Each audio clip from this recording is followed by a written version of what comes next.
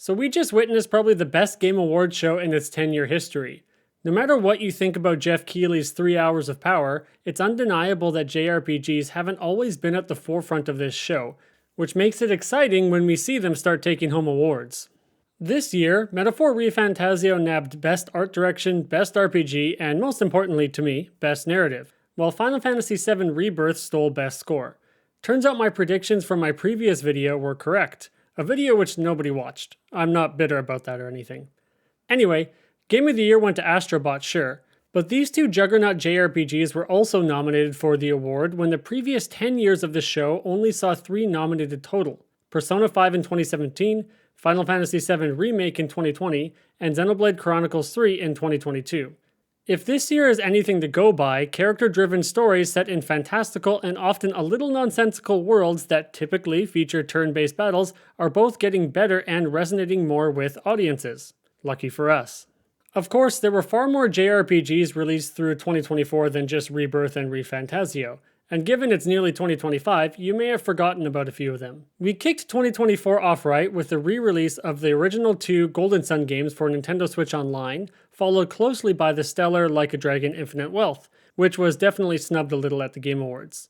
Sure, the immortal cash cow named Final Fantasy VII dominated February with Rebirth, but we also got Persona 3 Reload, a pretty great, if imperfect, port of one of the best Atlas RPGs of all time. Both of these titles overshadowed Grand Blue Fantasy Relink. I completely forgot about this one. If you played Grand Blue Fantasy Relink, what did you think about it? March was a little quiet outside of Unicorn Overlord, as I personally don't consider Dragon's Dogma 2 a JRPG, though if you squint a little or define the genre a little broader than me, you could. Because I was writing about Dragon's Dogma 2 extensively for work, I missed Unicorn Overlord, though I'm excited to pick it up when there's a lull in releases to play it portably like I did with Vanillaware's previous game 13 Sentinels. The disappointing Eiyuden Chronicle 100 Heroes headlined April. I did a review for this one for PC Games End, giving it a 6 out of 10. I quote, "As the credits roll, I can't deny that I enjoyed Eiyuden Chronicle 100 Heroes, yet I'm keenly aware every high was met with an unfortunate low. In the end, I'm left wondering if all that development time spent on stretch goals hampered the core of Noah's adventure, relegating it to a decent JRPG rather than a legendary one like its inspiration. Still, more suikoden games are never a bad thing. Saga Emerald Beyond also dropped in April, but much like with Grand Blue Fantasy Relink, I didn't have time for it. The reviews for Emerald Beyond were all over the place, with most giving it middling scores with spikes of 8s and 9s here and there. And then one of the best JRPGs of all time re-released in May with Paper Mario: The Thousand Year Door. Because my mom still insists on sending me Christmas presents despite being in my 30s, I saved asking for this one for Christmas as it's a comforting game I can't wait to lose myself in through the holidays, and I played it before. I got a box of Christmas presents in the mail not long ago, and I'm pretty sure this is Paper Mario, but I'm not allowed to open it until Christmas Day for fear of my life. I also just noticed it says From Santa, but my mom and Santa have always had very suspiciously similar handwriting. What's up with that? While I was busy writing guides for Elden Ring Shadow of the Erdtree, Shin Megami Tensei 5 Vengeance came along in June. As a big fan of the original, I skipped this one as Atlas's quick turnaround on remakes always leaves a bad taste in my mouth. As such, I hope they don't release Metaphor ReFantazio next summer. July was pretty quiet for JRPGs, giving everyone time to get over their Elden Ring hangovers. August, however, saw the well-received but ill-fated Visions of Mana release. It's a shame the studio closed shortly thereafter. Luckily, series director Yosuke Yoshida jumped ship over to Square Enix proper, so there's a good chance we'll see more Mana in our future. September was also a little dry with the poorly reviewed Reynadis dropping alongside the PC port of Final Fantasy XVI, another game I hesitate to call a JRPG. Regardless, October made up for that with JRPG darling Metaphor ReFantazio, Romancing Saga 2, Revenge of the Seven, and Ys X Nordics. There was literally no way to keep up with JRPGs through fall. Especially since we got the Dragon Quest III HD 2D remake shortly thereafter, which I reviewed over at The Escapist and here on my YouTube channel. Followed closely by Mario & Luigi Brothership and Fantasian Neo Dimension to close out 2024. I'm sure I missed a couple notable releases. Still, has there been a better year for JRPGs in recent memory, if not in JRPG history? I can't think of any, honestly. Sure, in the late 1990s there was a major genre-defining title every other year, but no single year as great as Like a Dragon Infinite Wealth, Final Fantasy VII Rebirth, and Metaphor ReFantazio in a single calendar year, right? So this kind of raises the question, is this year a one-off peak where maybe the development delays due to COVID coalesced into juggernauts of the genre releasing at the same time? Or is it a growing trend with JRPGs in general? I do think since Persona 5 in 2017, we've seen an upswing in critically and commercially successful JRPGs, alongside indie-developed JRPG likes such as Chained Echoes and Sea of Stars. One only has to look back at the dark times of the late 2000s to the mid-2010s to see we're far better off now. All that said, 2025 ain't looking so hot for JRPGs, but it's not bad either. There's one reason why: Nintendo. More on them in a minute. Right now we know the release dates for a remaster of Ys: The Oath of Felghana, a remaster of Tales of Grace's F, Phantom Brave: The Lost Hero, The Legend of Heroes Trails Through Daybreak 2, the Suikoden 1 and 2 HD Remaster, Xenoblade Chronicles X Definitive Edition, Atelier Yumiya, and Fantasy Life I, The Girl Who Steals Time. All in the first 4 months of the year. Like a Dragon Pirate, Yakuza is in there as well, but it's also returning to the series' more action-orientated roots. In my eyes, that's a lot of remasters and some mid-tier JRPGs I don't have a big attachment to.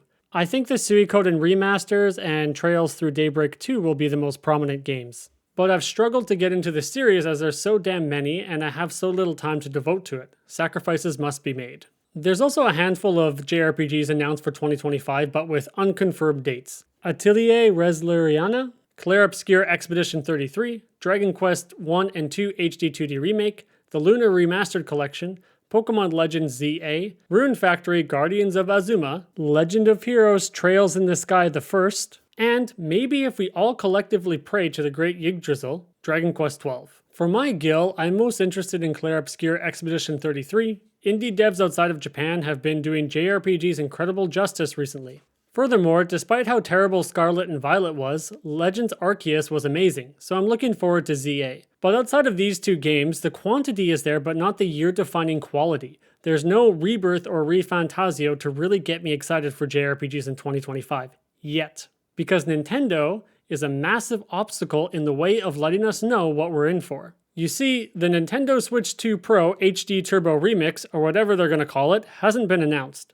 For most of its lifespan, the Nintendo Switch was a JRPG machine for both original titles and remakes. I wouldn't be surprised if there's a handful of major titles being kept under wraps until they reveal the next console that will see said games release in the summer and beyond, such as another Fire Emblem, a handful of Pokemon games, another Xenoblade title, more remakes, and maybe even original IP like Triangle Strategy. Speaking of Triangle Strategy, what's up with Square Enix? They announced absolutely nothing of note at the Game Awards, unless you're really hyped for the Rebirth PC port or Clive in Tekken 8. Rumor is there's Tifa fans still falling to their knees in parking lots the world over with that announcement. I mean, Square Enix has been sitting on Dragon Quest XII and Kingdom Hearts 4 for a while now, so there's a good chance we'll see them in 2025, right? While I'm not a Kingdom Hearts guy myself, it would definitely be one of the year's highlights. Who knows, maybe we'll get a Chrono Trigger HD 2D remake in 2025. Please, Square Enix, please? So yeah, 2025 doesn't look too hot right now outside of the sheer quantity of JRPGs we know about. But with both Nintendo and Square Enix being a little coy, I expect it to be another great one. Will it live up to 2024 with a couple Game of the Year nominees? I doubt it. Regardless, I do think the recent popularity of JRPGs is here to stay, as we limp into the beginning of another console generation with the arrival of the Nintendo Switch U or whatever. But what about you? What JRPGs are you looking forward to in 2025, and which do you hope to see? I've really enjoyed the recent dialogues we've had in my comment section, so be sure to let me know and I'll do my best to respond. I'd also like to thank you guys for the success of another video of mine titled Who Needs Silk Song When We're in a Metroidvania Renaissance? It's almost at like 10k views, which is more than I ever imagined possible. So it really inspired me to go back to this more essay style of video with a bit more editing. I'm not an editor, so this takes me like a really long time to do. Anyway, let me know what you think about this one. Next up, I plan on doing a video like this one for the Metroidvania of 2024, of which were quite overshadowed, I think. Some of them were amazing, like Nine Souls and Animal Well. After that, I want to look at Chrono Trigger and Symphony of the Night and how they play in 2025 compared to more modern JRPGs and Metroidvania, and whether we need a remake and what those would look like. If that sounds interesting to you, consider giving me a subscribe. Thank you. Bye.